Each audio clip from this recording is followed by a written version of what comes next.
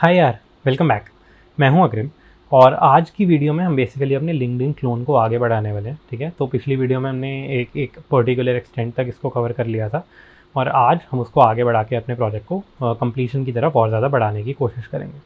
ठीक है, तो ये एम होने वाला है। क्या आज करेंगे, कितना कर लिया था, कितना आज करने वाले हैं, ये सब कुछ मैं जाके स्क्रीन के ऊपर ही समझाता हूँ। तो बिना टाइम वेस्ट किए सीधे स्क्रीन पर जंप करते हैं। ठीक है, फिर आज जैसे मैंने अभी बोला, अभी हम रजिस्टर को कवर करने वाले हैं। ठीक है, मतलब हमने पिछली बार बेसिकली अपना पासपोर्ट का सेटअप यहाँ पे कर दिया था।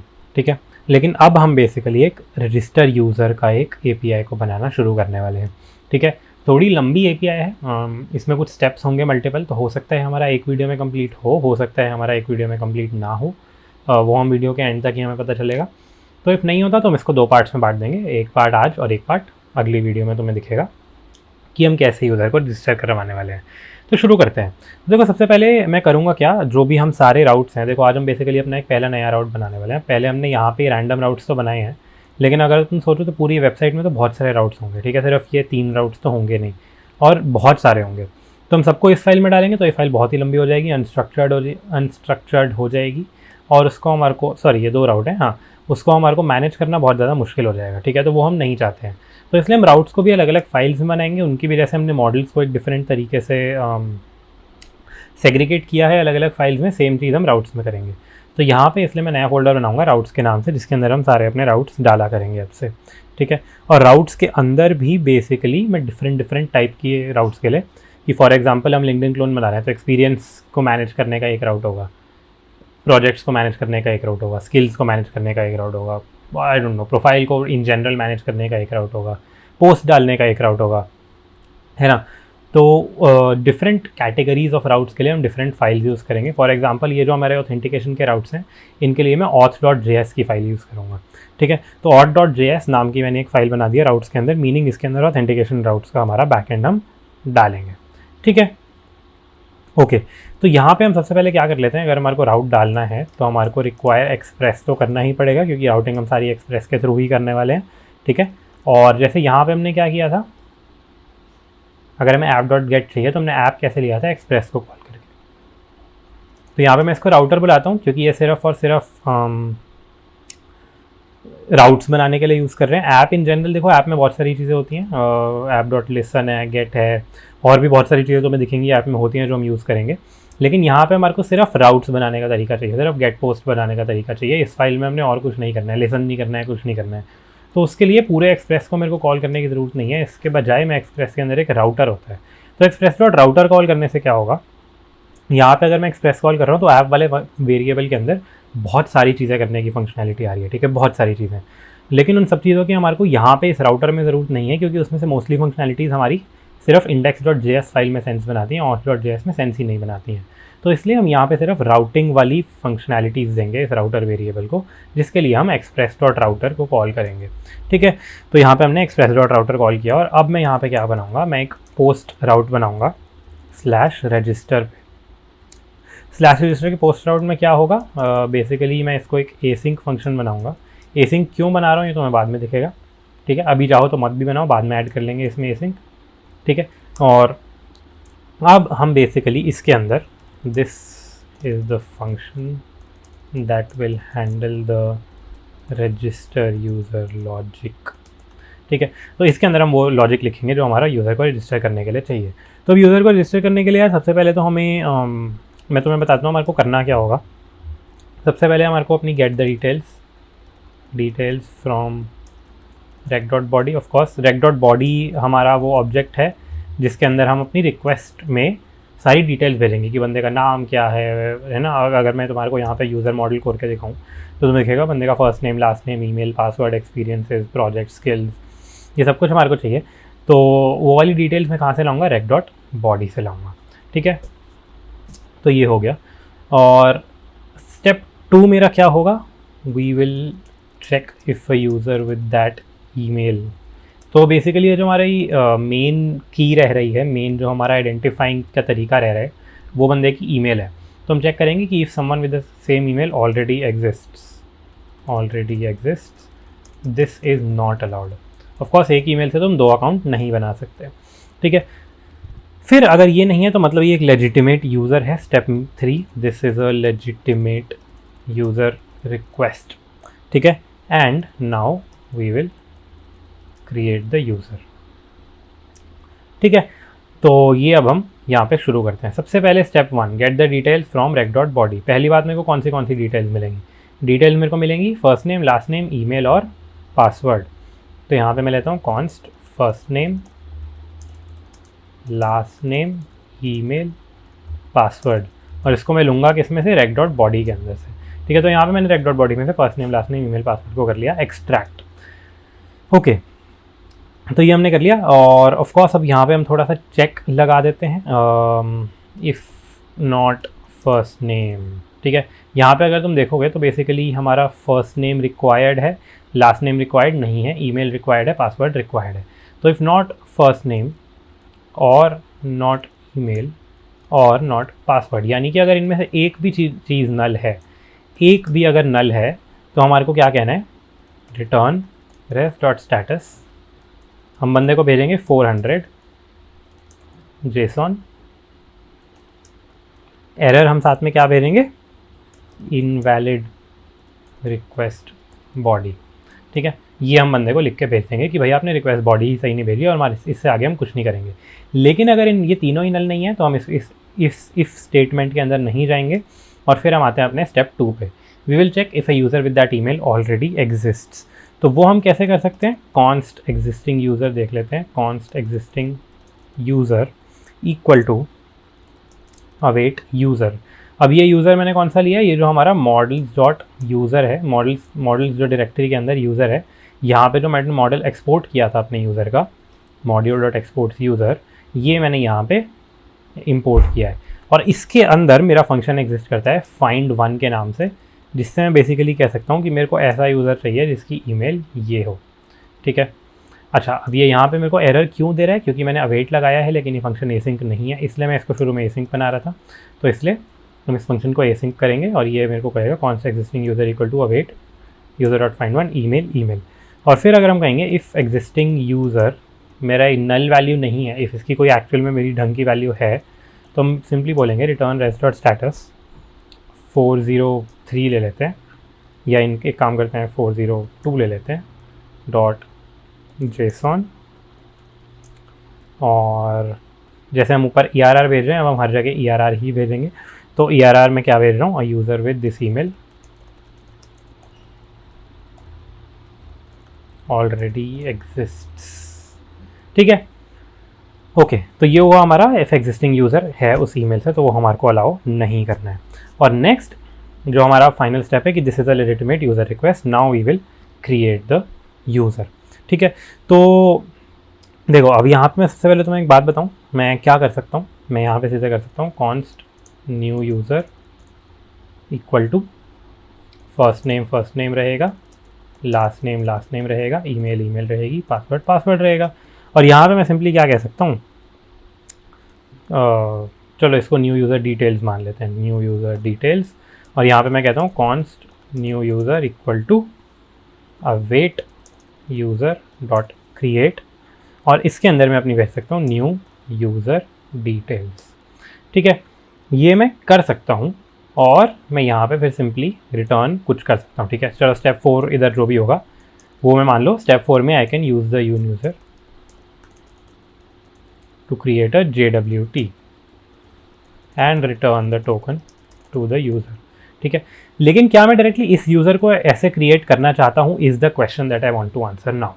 और उसका आंसर है नहीं, क्योंकि देखो इवन दो इस पूरे प्रोजेक्ट में मैं बहुत ज़्यादा साइबर सिक्योरिटी में नहीं जाने वाला हूँ, ठीक है, बिल्कुल भी नहीं जाने वाला हूँ। ये प्रोजेक्ट वल्नरेबल टू अटैक्स होगा, पहले ही बता रहा हूँ। लेकिन उसके बावजूद भी पासवर्ड को जैसा यूज़र ने डाला है वैसा प्लेन टेक्स्ट में स्टोर करना, ये तो बिल्कुल भी एक्सेप्टेबल नहीं है, ठीक है। ये तो कभी तुम्हारे को होता हुआ नहीं दिखेगा, और प्लेन टेक्स्ट पासवर्ड्स तो मतलब मजाक उड़ाया जाएगा तुम्हारा। तो ये एक छोटा सा सिक्योरिटी मेजर है जो हम एक्चुअली में इम्प्लीमेंट करेंगे, क्या कि हम बेसिकली पासवर्ड को उसकी प्लेन टेक्स्ट फॉर्म में स्टोर नहीं करेंगे। तो ऑफकोर्स क्वेश्चन ये है कि हमारे को पासवर्ड स्टोर तो करना ही पड़ेगा, वरना कल को वो आके अगर कहेगा मेरा ये यूज़र नेम पासवर्ड है और मेरे को अगर चेक करना होगा कि वो यूज़र नेम पासवर्ड अपना सही बता रहा है या नहीं बता रहा है, तो मैं कैसे करूँगा अगर मैंने उसका पासवर्ड प्लेन टेक्स्ट में स्टोर ही नहीं किया?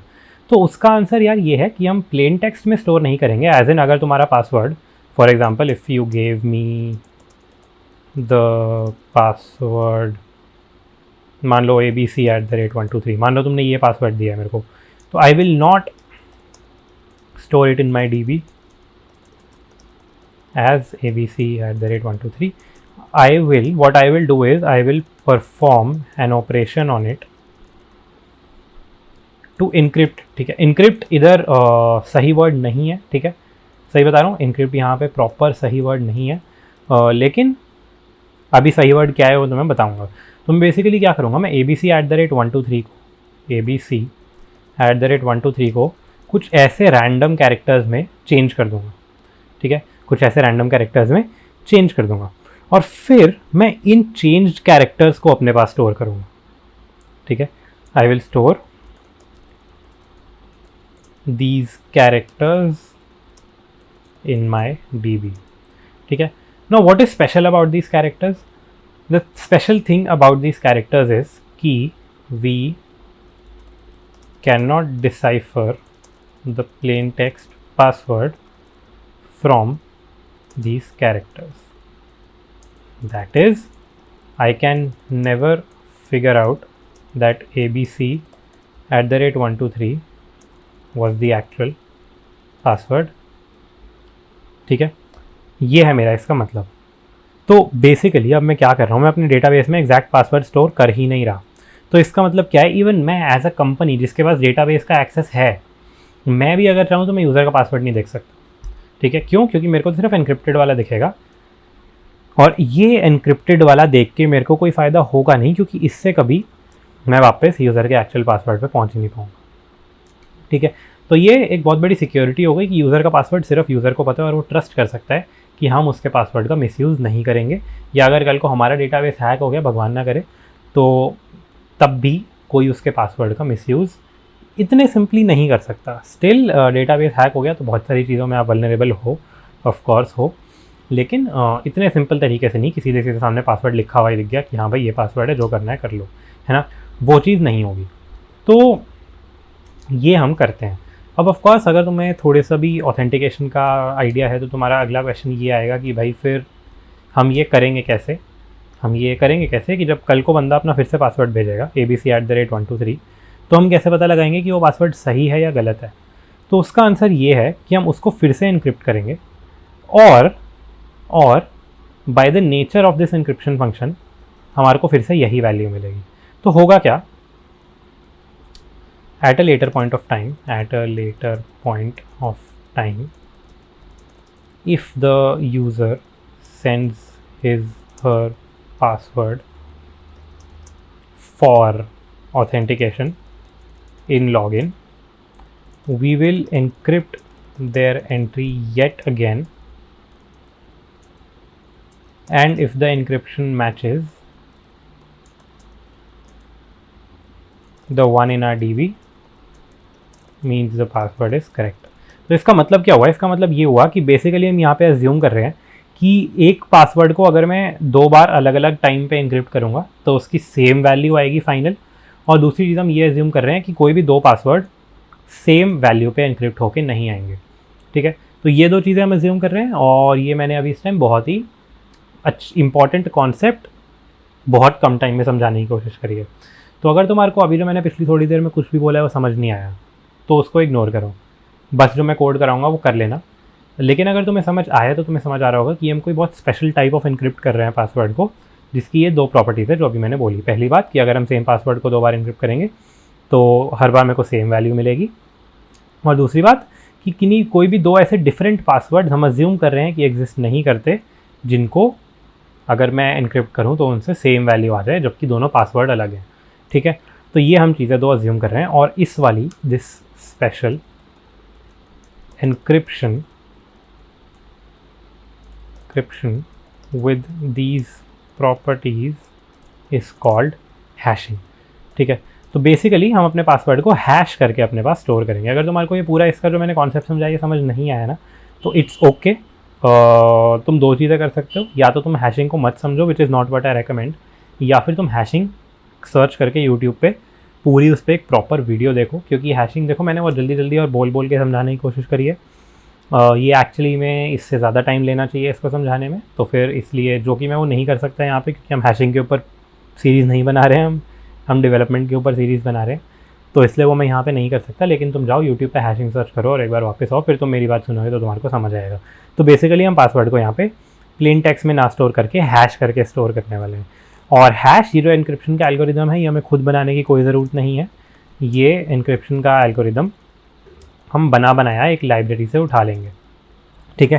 तो क्योंकि बेसिकली ये वाला एन्क्रिप्शन का एल्गोरिदम जैसे तुम देख रहे हो, इसकी दो बहुत स्पेशल प्रॉपर्टीज़ हैं, तो इन प्रॉपर्टीज़ का एल्गोरिदम खुद बनाना तो बहुत मुश्किल हो जाएगा। तो इसलिए हम एक बनी बनाई एल्गोरिदम लेंगे जिसका नाम है bcrypt। तो हम बोलेंगे await bcrypt.hash और हम लेंगे पासवर्ड। दूसरा आर्ग्यूमेंट एक पैरामीटर है बस हैशिंग को, उसका मतलब तुम्हारे को अभी समझने की बहुत ज़्यादा ज़रूरत नहीं है, ठीक है। लेकिन हम कहेंगे bcrypt.hash। हमारे को हैश किस चीज़ को करना है, पासवर्ड को, और कितने राउंड्स करने हैं जो भी है, चलो ये छोड़ो, लेकिन ये हमारा दूसरा आर्ग्यूमेंट बस 10 रहेगा हमेशा, ठीक है। और ये हम हैश्ड पासवर्ड को यहाँ पे स्टोर करेंगे पासवर्ड वाली फील्ड में, ठीक है।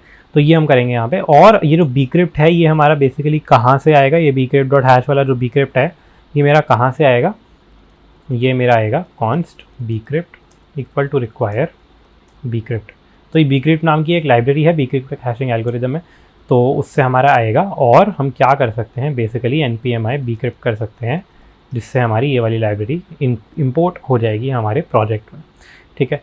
तो यहाँ पे अब बेसिकली हमने क्या कर दिया है, हमने अपना एक नया यूज़र क्रिएट कर दिया है, ठीक है। नेक्स्ट स्टेप इज़ हमारे को उसका टोकन क्रिएट करके यूज़र को रिटर्न करना है। तो जैसा मैंने एक्सपेक्ट किया था, ये वीडियो बहुत लंबी जा रही है और क्योंकि इसमें बहुत सारी चीज़ें हमारे पास करने को, तो बेसिकली आई थिंक यहाँ पे हम इस वीडियो को रोक सकते हैं। तो ये रजिस्टर का पार्ट 1 हो गया। नेक्स्ट वीडियो में हम वापस आके रजिस्टर का पार्ट 2 कंप्लीट करेंगे, जिसमें हम ये स्टेप 4 ख़त्म कर देंगे, जिससे हमारा यूज़र रजिस्ट्रेशन भी कंप्लीट हो जाएगा, ठीक है। ओके, तो बढ़िया यार, ये यही चाहिए था बेसिकली। इसको हम कंप्लीट कर सकते हैं नेक्स्ट वीडियो में। होप कर रहा हूँ तुम्हारे को समझ आया होगा, एक्सेप्ट हैशिंग अगर समझ आया तो बहुत अच्छी बात है, नहीं तो दूसरी वीडियो देख लो। वरना अगर तुम्हारे पास बिल्कुल टाइम नहीं है और तुम बहुत ही न्यू हो इस सब में, तो तुम अभी के लिए हैशिंग का मतलब छोड़ भी सकते हो। बस ये एक लाइन ऐड कर लेना, ये 2-3 लाइन जो अभी हमने ऐड करी है, इनके पीछे का तुम्हारे को मतलब आई थिंक थोड़े टाइम में फिर से देखोगे तो तुम्हारे को समझ आ जाएगा विद सम एक्सपीरियंस, ठीक है।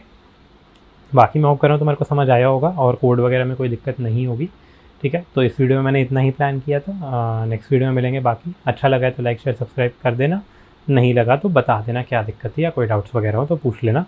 मल्टीपल तरीक़ों से तुम पूछते ही रहते हो जनरली, और वो बहुत अच्छा लगता है मेरे को, तो फिर कंटिन्यू करो पूछना और उनको हम सॉल्व करेंगे, ठीक है। बाकी फिर नेक्स्ट वीडियो में मिलते हैं, तब तक के लिए बाय, सी यू।